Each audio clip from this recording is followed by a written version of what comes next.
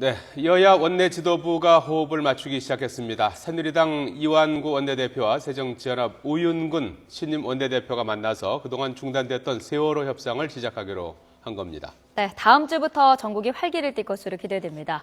두 분 전문가와 함께 전국 현황 점검해 보겠습니다. 김만흠 한국정치아카데미 원장, 또 정군기 홍익대학교 교수 나와 있습니다. 네, 두 분 어서 오십시오. 어서 오십시오. 네, 안녕하세요. 자, 여야가 이제 모레부터 세월호법 제정을 위한 실무 협상을 하게 되는 건데요. 어떻게 원래 당초 약속대로라면 이달 안에 이제 법을 제정하기로 한 거죠? 그렇죠. 예, 가능할까요? 매우 촉박한 걸 보이는데 예. 국정감사도 하고 있고. 예. 근데 큰 틀에서 이제 합의가 됐기 때문에 실무 협상에서 잘 조율을 해가지고 문구 가다듬고 해가지고 유가족들의 그 정서적인 동의란 표현이 좀 그런데요. 예. 유가족들의 그 이해 속에서 저는 잘 타결될 수 있는 그런 그 기한은 충분하다고 생각됩니다. 지금 남아있는 쟁점이 어떤 거죠? 가장 큰 장점은 지난번 얘기했다시피 이제 추천으로 넘기기 전에 4명의 후보군을 여야가 합의해서 넘기기로 했지 않습니까? 예. 원래 지난번 2차 합의안에서는 7명으로 구성된 원래 지금 이제 특검법에 따라 사기로 거기서 이제 후보군을 2명 추천해서 대통령을 쫄리는 걸로 돼 있는데 예. 사전에 4명으로 압축하는 게 여야가 합의한다. 사실 여야가 합의가 아니라 유가족과 3자 간이 합의하는 걸로 했었는데 지난번 합의안에서는 일단 여야가 합의하는 걸로 했고 유가족이 어떤 방식으로 참여할 것인가 추가적으로 논의를 했는데 그 부분에 대한 굉장히 유가족 측의 불만을 품어가지고 심지어는 지난번 타결에 대해서 거부까지 발표를 했죠. 그래서 그것을 조정하는 문제가 아마 가장 클 걸로 보입니다. 예. 네. 기존 협상 담당자들이 있고 일부 바뀌는 멤버도 있는데 이 부분이 좀 협상 과정에서 변수로 작용을 할까요? 변수로 작용할 것 같지는 않고요. 이제 새 얼굴이 보충이 됐죠. 그 야당이 그 원내대표가 새로 됐는데 네. 정책의장 파트너를 하다가 원내대표라고 리더가 된 셈이고 그다음에 정책위의장이 새로 또 임명이 되고 해서 그 협상에 그 새로운 인물들이 들어왔기 때문에 또 새술은 새부대라는 측면에서 야당은 그런 환경이 된 것 같고요. 네. 여당도 그 이완구 원내대표가 어제 그 우윤근 원내대표 만나는 장면을 보니까요. 정말 화기애애하고 그동안에 박영선 원내대표하고는 호흡도 잘 맞았지만 한편으로 여성이니까 조심스러웠던 부분도 있는데 예. 아주 두 사람이 툭 터놓고 이런 그 모습을 보는 걸 봐서는 저는 정말 잘 될 것으로 긍정적으로 기대가 됩니다. 네. 네. 이 새정치민주연합의 새 원내대표로 선출된 우윤근 의원 그제 선출됐죠? 네, 그랬죠. 예, 이 우윤근 의원이 이제 협상에서 아무래도 이제 중심적인 역할을 하게 될 텐데 성향으로는 이제 중도 온건파, 계파로는 이제 범친노 이렇게 이제 분류가 되더라고요. 대화하는 데는 어떻게 좀 좋은 조건일까요? 이번에 새 원내대표로 되는 배경이 두 가지가 있는데 하나는 내부의 세력 관계를 반영해서 나타난 점도 있고요. 또 하나는 지난번 이제 박영선 원내대표 체제 때 정치의장을 맡아서 사실상 서로의 협상을 주도했기 때문에 그 연장선상에서 일을 계속할 수 있다. 그렇게 했기 때문에 협상 파트너로서는 서로 바람직할 겁니다. 예. 그럴 건데 외형상 구도로 봤을 때는 조금 온건한 쪽이 여당이 되고 조금 강단이 있는 쪽이 야당이 돼야 좀 맞을 것 같은데 예. 분위기상으로는 좀 거꾸로 되는 것 같아요. 그런 점이 있긴 합니다만 근데 이번에 원내대표는 지난번 박영선 원내대표하고는 다르게 비대위하고 더불어서 팀플레이 할 것이기 때문에 개인의 역할이 압도적이지는 않을 것입니다. 그래서 전체적으로 새 비대위가 어떤 방향으로 이끌어갈 것인가 그런 정도의 주어진 제한적인 역할을 지금 그 신임 우윤근 대표가 할 것이기 때문에 개인적인 특성은 그렇게 많이 반영은 되지 않을 것이다. 저는 그렇게 봅니다. 예. 네. 우윤근 대표에 대해서 어떻게? 예. 조금 전에 김만호 원장님이 네. 야당은 강경하고 여당은 온건한 모습들. 두 분 다 굉장히 온건하고 예. 네. 그 우윤근 원내대표는 온건 합리형의 정말 야당으로서 보기 드문 그런 그 대표적인 인물로 알려져 있는데요. 이번에도 친노의 그 지지뿐만 아니고 구주류 또 온건 합리 세력의 그 지지를 많이 받았다고 합니다. 네. 그래서 저는 그 야당의 이런 그 온건 합리형의 그 대표가 됐다는 것은 국민들한테 이미지 개선에도 좋고요. 야당에도 항상 이렇게 부드럽고 실력 있는 사람이 있다는 걸 보여준다면서 좀 기대를 많이 해봅니다. 예. 네. 우윤근 원내대표가 우선적으로 지금 풀어야 될 당내 과제가 있다면 어떤 것들이 있습니까? 두 가지가 있겠죠. 우선 당내 과제가 있겠고 그다음에 이제 세월호 특별법을 비롯한 국회에서 풀어야 될 문제가 있겠는데요. 예. 우선은 당내 문제 풀기 전에 정기국회가 진행이 되고 있어갖고요. 이것만 지금 하는 것들은 버거울 겁니다. 상임위에 따라서 29일까지 지금 국감이 진행이 되고 있죠. 예. 언론 보도들에서는 국감 내용에 대한 보도보다도 중간에 호통치거나 서로 싸우는 것만 주로 보도해주고 있는데 네.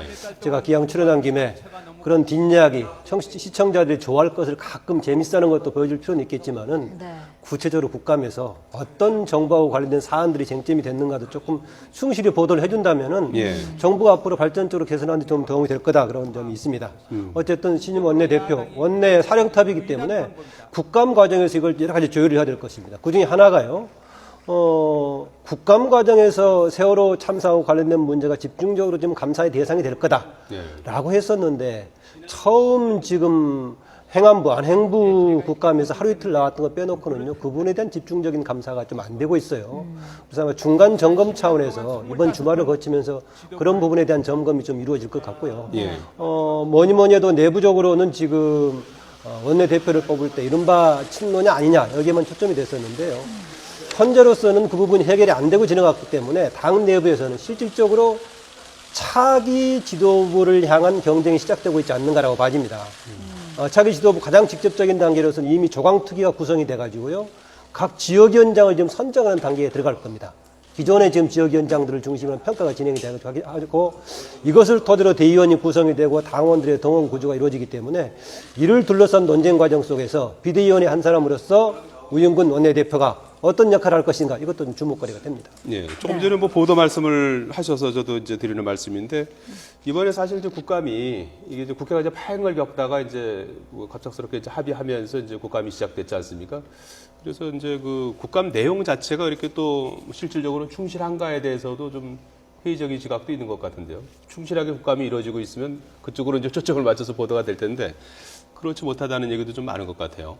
어떻게 보고 계세요 지금? 미디어의 속성이기도 하죠. 예. 뭐 저도 방송 언론인 출신이기 때문에 예. 항상 그 근무할 때 이전에 근무할 때 뭐 영상이 되냐, 뭐 방송 언론은 그림이라고 하는데 뭐 좀 자극적이고 예. 국회의원들의 그 고함이라든가 아주 좀 해프닝성 이런 그 뉴스에 초점을 맞추다 보니까 특히 방송 미디어에서는 콘텐츠보다는 그런 그 이벤트적인 속성의 보도를 많이 하는데 예. 요즘 뭐 많이 달라졌죠. 예. 좋은 내용도 많이 보도하고 우리 김만호 원장님 말씀이 맞습니다. 이 예. 국감의 본질을 보도하는 이런 그 모습의 그 미디어가 돼야 되는데 예. 그 일부 미디어에서 너무 그 자극적이고 선정적인 이런 장면을 통해서 격가지를 보도한단 말이죠. 예. 사실은 국민들이 국정감사에서 알아야 될 내용보다는 그런 그 어떤 그 해프닝 같은 거 알게 되는 그런 우스꽝스러운 현상이 미디어를 통해서 많이 반영이 되는데 YTN 같은 이런 미디어가 그래서 역할이 굉장히 중요한 거죠. 정통 보도 매체에서 예. 콘텐츠를 집중적으로 그 소개시켜주는 이런 보도가 중요하다고 생각합니다. 저로 그런 기대를 합니다. 예컨대 유승민 의원도 지금 외교부, 통일부 이런 안보 체제가 정말 유기적인 관계가 없이 진행이 되고 있다라는 것을 강조를 했는데 그 나온 중에서 얼라 발언을 중심으로 해서 청와대에 돌직구 날렸다 여기만 포커스가 맞춰지고 유승민 의원이 지적한 과연 지금 우리 국정에서 중요한 부분인 외교 안보 통일 라인이 과연 제대로 작동이 되고 있는 것인가 아니면 알지 모르는 누군가에 의해서 엉성하게 진행이 되고 있는 것에 대한 조금 이런 것들이 좀 필요하지 않나 예. 그런 생각이 듭니다. 물론 어떤 국회의원의 경우는 사실 파악도 제대로 안 되고 국감의 증인에게 질문했다고 오히려 역으로 공격당하는 상황도 발생하긴 했습니다. 지난주 이제 이번 주죠. 7일부터 이제 국정감사가 이제 시작이 돼서 한 20일 동안 이제 진행이 되는 거 아니겠습니까? 앞으로 이제 국감이 이제 어떻게 될지 좀 기대를 해보고요. 그 와중에 이제 국방부 국정감사에서는 이제 어제 구속된 사단장 이 성추행 사건이 도마 위에 올랐다고 하는데 국감장에서 어떤 식으로 다뤄졌습니까? 뭐 질책이 심했죠. 예. 그 사단에서는 뭐 이전에 여러 사례가 또 성추행 사례가 있어가지고 예. 뭐 질문하는 질의하는 호통을 치는 국회의원들조차도 민망할 정도로 어제 한민구 국방장관이 사과를 많이 했는데 네. 정말 저는 이 한민구 장관이 저는 이제 마지막 기회라고 봅니다. 그동안 취임 이후에 여러 가지 뭐 가혹행위 뭐 그 사망도 있었고 예. 성추행도 있었는데 영이 안 쓰는 거 아니겠습니까? 물론 군이란 조직이 아주 폐쇄적이고 위계가 강한 사회다 보니까 이런 그 잘못된 그 범죄 행위들이 감춰지고 또 알려지기도 하고 하는 건데 저는 국방부 장관이 마지막 기회라는 그런 자세를 가지고요. 한번 저 군을 쇄신하는 그런 그 모습을 좀 보여줬으면 좋겠습니다. 예. 우리 저 흔히 공산주의권이나 사회주의권에서는 군이 가장 그 인민들한테 모범을 보여야 된다 이런 걸 예. 강조하고 있지 않습니까? 그런 건 우리가 배워야 됩니다. 그런 점에서 한민구 장관한테 저는 마지막 기회라는 걸 한번 저 방송에 좀 말씀드리고 싶습니다. 한 장관도 뭐 이적행위라는 표현까지 썼는데 결국 뭐 이제 사단장이 구속되면서 이제 초반에는 굉장히 강경하게 이렇게 하다가도 결국에 나중에 이제 손방망이 처벌이 되고 예. 이러다 보니까 이제 또 재발되고 이런 결과가 이제 악순환되는 것이 아닌가 이제 싶은데 말이죠. 결국 사법제도가 조금 개혁이 돼야 되는 거 아니겠습니까? 네, 그 부분이 뭐 두 군데나 지적이 됐죠. 예. 하나는 이제 지휘관들이 감경권을 주는 것이죠. 이제 거기서 판단을 내렸는데 형을 낮춘다든가 이것을 일반 지휘관들한테 주는 것이 맞느냐라는 것인데 기존에 일단 한번 거기에 대한 제한이 조치가 이루어졌지만은 사병들에 대해서 감경하는 것에 대해만 제한 조치가 이루어졌고 실질적으로는 장교들에 대해서는 오히려 그것이 남용되고 있다. 심지어는 이번에 그 피의자로 있었던 어느 영관급 인사가 오히려 나중에 재판관이 됐던 사례까지 나오고 있어서 그 문제가 지적이 되고 있고 또 과연 그 일반 장교가 법무장교가 아닌 일반 장교가 지금 심판관이 되는 그 제도가 그대로 유지될 필요가 있느냐. 법무장교는 법무장교 전반으로 전담해서 가야 되는 주장까지 나오고 있고요. 그 전에 포괄적으로 지금 현재 그 군 인력 자원이 조금 부족하다 보니까 과거에 비해서 인구가 줄다 보니까 조금 여러 가지 조건을 제대로 따지지 않은 가운데 모두 대부분 현역으로 보내가지고 뭐 심지어는 뭐 정신병력까지 있는 사람도 보내가지고 이런 잠재력을 제대로 거르지 않는 문제까지 포괄적으로 좀 지적이 되고 있는 것 같습니다. 네. 자, 이번에는 어제 이제 한국갤럽이 여러 가지 여론조사 결과를 내놨는데요. 결과를 살펴보면서 말씀 나눠보도록 하겠습니다. 자, 대통령 지지율을 조사를 해봤는데요. 자, 박근혜 대통령의 직무 수행 지지율 48%로 나타났습니다. 직무를 잘못 수행하고 있다는 응답은 42%로 나타났죠. 지지율 변화를 한번 볼까요? 자, 9월 셋째 주 잘 못한다는 응답이 47%에서 점점 떨어져서 42%까지 내려갔고요.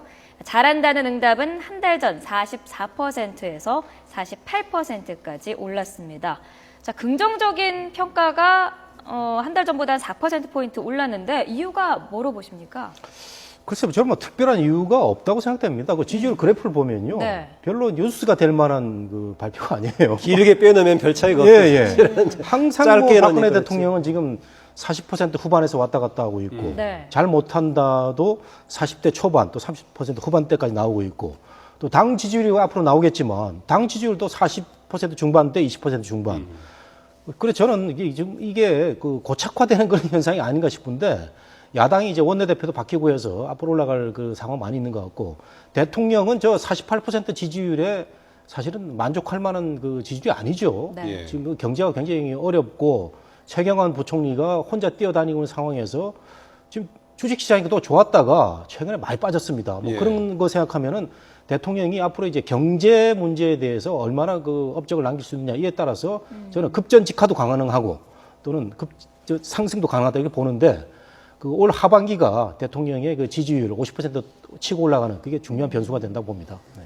얘기하신 대로 단기적으로 보면 이렇게 차이가 있는 것처럼 보이지만 우리가 좀 그래프를 길게 보면 사실 거의 차이가 없는 상황이 거의 계속되고 있다고 볼 수 그 있겠는데. 중간에 근데 저 캐나다하고 미국 저 해외 방문할 때마다 이렇게 예, 크게 조금 상승하는 나왔죠. 추이는 있죠. 여러 가지 원리상 국민의 힘을 모아야 되는 외교 활동할 때는 조금 나오는 예. 쪽이고 국내에서 갈등 상황이 표출이 안 되기 때문에 또 부정적인 요소에 대한 영향도 안 받고 해서 긍정적으로 나오는데요. 예. 정 교수 지적한 대로 일단 현재로서는 약간 긍정이 우위에 있는 이런 패턴이 좀 지속되는 그런 경향이 있습니다. 문제는 뭐냐면은 그동안에 박근혜 대통령에 대한 부정적인 요인들이 주로 소통이라든가 국정 운영 방식에 의해서 이제 부정적인 평가가 나왔기 때문인데 네. 만약에 직접적인 정책적인 요소라고 할 수 있는 경제 문제에 대한 것이 부정적으로 나올 경우에는 이것도 안정적으로 가기가 어렵다는 거죠. 지금 최경환 경제 나오고 있는데 경기 부양책 이것이 과연 거품이 돼버릴 것인가 뭔가 소비를 촉진시킬 것인가 굉장히 불안하게 나오고 있고요. 지금 외부 환경도 좋지 않고 있는데다가 또 재정 문제 나오고 있죠. 최근에 중앙정부, 지방정부 육아 또 누리 교육과정 어떻게 할 것인가 문제가 나오고 있는 사정이 여러 가지 복잡한데 얽혀 있고 예. 또 아까 제가 유승문 의원 얘기를 예를 들었지만은 예. 국정 운영도 그렇게 뭔가 유기적으로 시스템화되어 들어간 것 같지 않고 해서 불안한 요소가 있어서 박근혜 대통령 뭔가 다시 한번 다잡을 필요가 있는 그런 상황이 아닌가 그렇게 봅니다. 갤럽이 조사한 긍정적으로 평가한 이후 또 잘못하고 있다는 평가 이유 한번 보시겠습니다. 예. 네. 자, 긍정적으로 평가한 응답자들. 주관이 있고 소신이 있다, 여론에 끌려가지 않는다라는 점을 꼽았습니다. 15%가 응답을 했고요. 외교, 국제관계에 대해서도 19%가 긍정적으로 평가를 했습니다. 안정적인 국정 운영, 대북 문제를 들기도 했는데, 자, 부정적으로 평가한 응답자의 이유를 볼까요? 자, 소통이 부족하다. 계속해서 여기가 나오고 있는 부분이죠. 소통 미흡 문제가 지적이 됐고요. 세월호 관련 수습이 미흡하다는 응답도 11%였다고 합니다. 자, 긍정적으로 평가한 응답자들, 주관이 있다, 소신 있다, 여론에 끌려가지 않는다라는 점을 꼽았고, 부정적으로 답한 사람들은 소통이 미흡하다. 이게 어떻게 보면은 비슷한 내용인 것 같기도 해요. 어떻게 받아들이냐에 따라서 좀 다른 건 것 같은데 어떻게 보시나요? 그렇죠. 앵커가 잘 보신 거죠. 네. 한 기준을 어떤 시각에서 보느냐 그렇게 볼 수 있습니다. 네. 소신이 뚜렷하고 국정운영에 대한 단호한 이런 모습이 한편에서는 소통의 부족으로도 비춰지는데, 네. 근데 어쨌든 간에 저는 지금 대통령이 골든 타임이라는 말을 많이 쓰고 있습니다.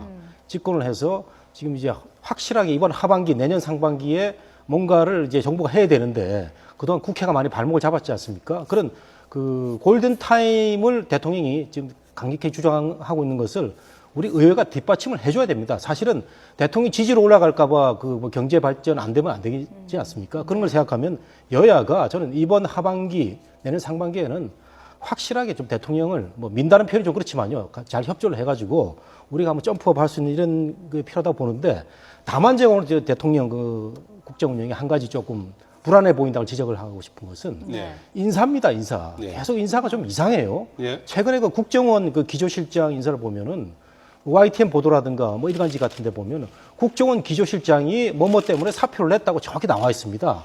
나와 있는데 정확히 이틀 뒤에 사표가 반려됐다는 겁니다. 네. 국정원 기조실장 사표를 저는 국정원장이 받는 걸로 알고 있는데, 그럼 그 당시에는 국정원장이 받았다가 그게 청와대 가서 물러진 건지, 청와대 비서실장이 물른 건지 대통령이 물른 건지 모르겠지만, 이런 정말 국민들이 상식적으로 이해할 수 없는 인사가 이렇게 나타난다는 말이죠. 이런 거는 앞으로도 박근혜 정부가 원활한 국정 운영을 하는 데 있어서 한번 반성해야 될 부분이 아닌가 이렇게 생각이 됩니다. 네. 예, 지적하신 대로 주관 소신하고 이제 소통하고 어떻게 불통하고 양면적일 수 있는데요. 네. 우리 다 이거는 생각해 볼 수 있습니다. 내가 대통령이 되려고 할 때 저는 제 주관을 가지고 소신껏 대통령 하겠습니다. 찍어달라고 했을 때 국민들이 호소를 하겠습니까? 호응을 하겠습니까? 그렇지는 않겠죠. 국민들의 뜻에 따라서 하겠습니다라고 하는 것인데, 네. 우리가 주관 소신을 이야기할 때는 약자라든가 그런 사람들한테 필요한 게 주관 소신을 얘기하는 것이고, 강자 권력자하고 주관 소신하고는 조금 어울리지 않는 용어이긴 합니다. 네. 외교 국제관계가 굉장히 좋은 평가를 받고 있는데 그동안에 여론조사가 그렇게 나왔고요. 그러다 굉장히 역시 불안한 상황이다. 외교의 중요한 관계인 지금 한일 관계 아직 어떻게 틀 것인가 답을 못 보고 있고요. 북한 문제 박근혜 대통령 굉장히 좋은 정책 아젠다로 한반도 실력 플러스를 내걸었지만은 신뢰를 어떻게 만들 것인가에 아직 방법이 없는 상태에서 조금 빛을 보다가 또 어제 또 비라 총격 사건으로 또 이렇게 왔다 갔다 하고 있어서 여러 가지 하여튼 서로 정리를 좀 해볼 필요는 있습니다. 삐라 말씀하신 김에 전단 살포는 어떻게 보세요? 예. 저는 이제 대북 관계에도 정부가 공식적으로 해야 될 역할, 시민단체가 해야 될 역할 다를 수가 있다고 봅니다. 다를 수가 있다고 보는데, 이게 시민단체가 하는 역할이 한정된 역할이란 모르겠지만은 정부라든가 공식적인 관계에 영향을 미칠 정도라면은 같은 입장에서 봐야 된다라고 봅니다. 그러니까 대북 풍선을 가지고 삐라를 뿌리는 쪽의 활동이라는 것이 거기에 한정시켜서 한다면은 다원적인 접근이 가능하니까요. 다 가능한데, 그게 공식적인 대북 관계에 영향을 미치는 정도라면은 거의 준공식적인 입장에서 그 문제를 보는 게 맞지 않느냐. 그래서 대북 정책적인 차원에서의 본인들의 행동도 자제하거나 선택적으로 하는 게 맞다라고 봐집니다. 정 교수님. 예. 남북 관계는 여러 트랙으로 전개가 돼야 되는데, 사실 어제 교전 상황을 두고, 북한이 먼저 총을 쏜 상황을 두고 이탈 주민을 중심으로 한 NGO들이 전단을 살포했기 때문에 교전이 벌어졌다, 이렇게 분석하는 건 저는 무리가 있다고 봅니다. 정부는 정부대로 북한하고 협상을 하고, 또 민간단체끼리는 자기들의 또 언론 표현의 자유가 있기 때문에 충분히 이런 행위를 할 수가 있는 겁니다. 이거에 대해서 총을 쏜 북한이 잘못이 있는 거죠. 다만 앞으로 NGO들이 좀 더 기술적으로 또 상황을 봐가면서 이렇게 전단 살포 행위를 할 필요가 있는데, 우리가 기억을 되살려 보면은 노무현 정부, 김대중 정부 때는 이 당연한 NGO들의 당연한 활동을 정부가 막아가지고 남남 갈등을 일으킨 적도 있었거든요. 그런 걸 생각하면 좀그 우리 NGO들이 활동을 하되 예. 조심스럽게 할 알겠습니다. 필요는 있을 것 같다 이런 생각이 듭니다. 자, 앞서 지지율 여론조사보다 약간 이제 얘기했었는데 정당 지지율까지 한번 보도록 하겠습니다. 정당 지지율 새누리당이 44%, 새정치민주연합이 22%, 각각 뭐 일주일 전보다 양당 모두 2%포인트씩 오른 것으로 나타났습니다. 지지 정당이 없다거나 답변하지 않은 응답자는 27%였습니다. 정당 지지도도 뭐 큰 그 추세에서 벗어난 건 아니지요? 그렇습니다. 최근에 우리나라 정당을 보면 예. 과거에 정당 정치 전문가가 일본의 정당 모형을 두고 1.5 정당제라고 그랬어요. 1점 반. 양당제가 아니고. 우리가 그게 일반적으로 얘기할 때 양당제냐 다당제냐 그러는데 한 당이 완전히 지배를 하고 그 나머지 상대 당이 절반밖에 안 되는 것을 1.5 정당 체제, 일본을 두고 그랬었는데 일본 자민당이 굉장히 오랫동안 독점하고 있을 때 그랬는데 최근에 우리나라 지지율로만 보자면은 우리나라 정말 정당 체제가 1.5 정당 체제 같습니다. 양당제가 아니고요. 아, 네. 그렇군요. 예. 그러니까 원내 세력으로 보면은 뭐 양당제죠. 원내 세력을 보면. 원내 세력 보면 양당제입니다. 158석 대 130석 정도 되는데 이게 지지율로 보면은 양당제가 아니지 않습니까? 네. 뭐 압도적인 그 여당의 우세인데 네. 여기에 대해서 그 야당이 고민을 해야 됩니다. 야당이 이번에도 우윤근 대표를 선출함으로써 그 친노의 그 패권을 잡았거든요. 네. 패권이 이거 영어로 헤게모니입니다. 네. 헤게모니 정확한 개념은 주도권 패권으로 번역이 되지만 지배적 그 집단 리더가 다수 또는 소외된 소수의 자발적인 동의가 있을 때 확실하게 리더십을 발휘할 수 있다고 되어 있거든요. 그래서 원내 세력으로는 대표되지만 저렇게 괴리된 국민 정서를 자발적인 동의를 얻기 위해서는 보다 유연하고 온건하고 합리적인 그런 정책이 계속 필요하다. 그런 리더십이 필요하다는 그런 얘기가 있습니다. 예. 그러니까 선거에 2번 진 정도만의 문제만 가지고 위기가 아니라 이 지지율 자체가 제1야당이 여당의 절반 정도밖에 안 되는 지지율을 하면 이 자체가 엄청난 위기의식으로 생각을 해야 되는데 그동안은 그렇지 않고 있다가 최근에 연급 선거 2번 지니까 마치 갑자기 위기인 것처럼 얘기하는데 심각하게 봐야 됩니다. 당 스스로는. 예.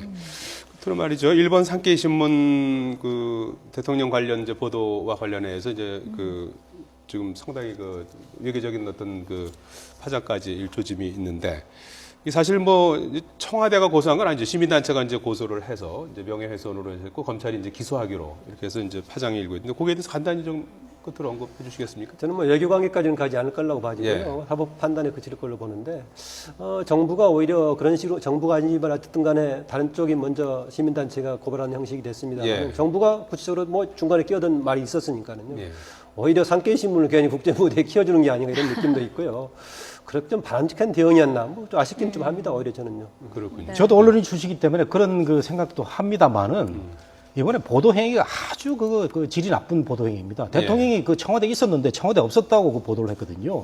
그 확실하지 않은 소스를 가지고 그런 점에서는 그 이번에 기소가 된 게 저는 한번 판단을 받을 필요가 있고 판단은 받아야겠죠. 예, 여당이 오죽 화가 났으면 사실 뭐 국제적으로는 알겠습니다. 기소까지 가겠느냐 했는데 여당이 이런 모습을 보면은 그 청와대 그 어떤 붕괴를 알 수가 있는 거죠 우리가. 알겠습니다. 김만흠 한국정치아카데미 원장, 정군기 홍익대학교 교수 두 분 말씀 들어봤습니다. 고맙습니다. 예. 고맙습니다.